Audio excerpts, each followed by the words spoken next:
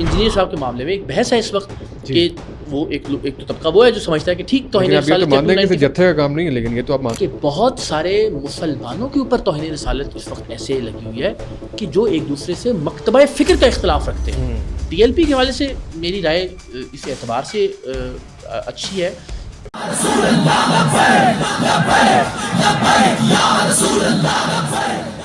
لبیک یا رسول اللہ، کیا بات ہے.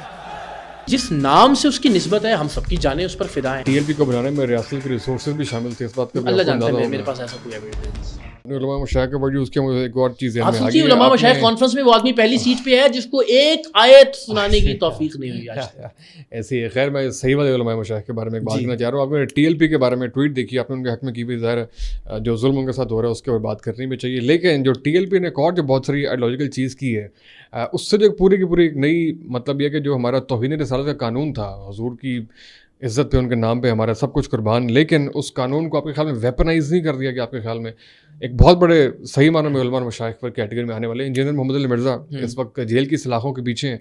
ان کو آپ ٹھیک سمجھتے ہیں کہ قانون کے پیچھے ہی ہونا چاہیے؟ ابھی جو ایک پوری ویو کریٹ کی ہے ٹی ایل پی فیکشن نے، کیا وہ درست ہے؟ یہ فوزان، میں بڑی دیانتداری سے خدا کو حاضر ناظر جانتے ہوئے دیکھیں، چونکہ توہین رسالت کا معاملہ ایک ایسا مذہبی معاملہ ہے کہ جس پر میری کوئی ایسی ریسرچ یا تحقیق نہیں ہے کہ میں آپ کو بڑی قطعیت کے ساتھ یہ بتا سکوں کہ اس شخص پر توہین رسالت لگنی چاہیے اور اس شخص پر توہین رسالت نہیں لگنی چاہیے. مثلا انجینئر صاحب کے معاملے میں ایک بحث ہے اس وقت کہ وہ ایک تو طبقہ وہ ہے جو سمجھتا ہے کہ ٹھیک توہین رسالت جتھے کا کام نہیں ہے، لیکن یہ تو آپ مانتے ہیں. یہ بالکل ٹھیک ہے، یہ ریاست کا کام ہے اور یہ قانون کا، اس میں تو 1000% کہ وہ تو یہ تو کوئی بھی یہ نہیں کہتا کہ ہم تو اصولاً اس ملک کی عدالتیں، اس ملک کا نظام اور اسی کا کام ہے.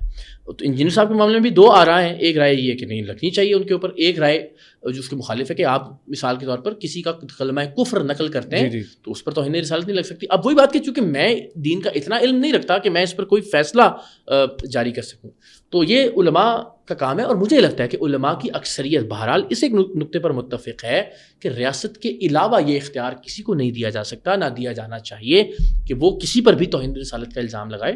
اور الٹیمیٹلی یہ ہمیں سمجھنے اور جاننے کی ضرورت ہے کہ بہت سارے مسلمانوں کے اوپر توہین رسالت اس وقت ایسے لگی ہوئی ہے کہ جو ایک دوسرے سے مکتبہ فکر کا اختلاف رکھتے ہیں. اگر آپ اس بنیاد پر آ جائیے نا تو بہت سارے لوگ ایسے ہیں کہ جو رسول کریم کی ذات سے متعلق ایسا نظریہ یا خیال رکھتے ہیں جو دوسروں کے نزدیک توہین رسالت ہے. یعنی کہ کیا آپ حاضر ناظر ہیں یا نہیں ہیں، کیا آپ سے مدد مانگی جا سکتی ہے یا نہیں مانگی. تو اس بات پر ایسے بہت سارے اختلافات ہیں کہ جس سے الٹیمیٹلی دونوں ایک دوسرے پر توہین رسالت لگا سکتے ہیں اپنے نظریے. تو یہ اگر آپ اجازت دے دیں گے تو پھر تو ہر ایک دوسرے کو کوئی وہ کہے گا. اور پھر ایک ایسے معاشرے میں کہ جہاں لوگ روزانہ قرآن مجید کی جھوٹی قسمیں کھاتے ہیں عدالتوں کے اندر، جہاں لوگ دین کو انہوں نے ایک بازار بنا لیا ہے، ایک کاروبار بنا لیا ہے، وہاں آپ یہ توقع کیسے کر سکتے ہیں کہ کوئی اپنی کسی ذاتی رنجش میں، ذاتی انا میں یا ذاتی لڑائی میں اس ہتھیار کو استعمال نہیں کرے گا. تو اس کے لیے چیک اینڈ بیلنس کا ایک نظام تو بہرحال ہونا چاہیے. ٹی ایل پی کے حوالے سے میری رائے اس اعتبار سے اچھی ہے کہ جس نام سے اس کی نسبت ہے ہم سب کی جانیں اس پر فدا ہیں، ظاہر ہے. اور اس نام کی نسبت کی وجہ سے ان کے اندر ایک ایسی جذباتی طاقت اور قوت ہے کہ مجھے لگتا ہے کہ وہ کسی بھی عام آدمی سے زیادہ ریٹیلیٹ کر سکتے ہیں، زیادہ ریئیکٹ کر سکتے ہیں، زیادہ تشدد کا مقابلہ کر سکتے ہیں.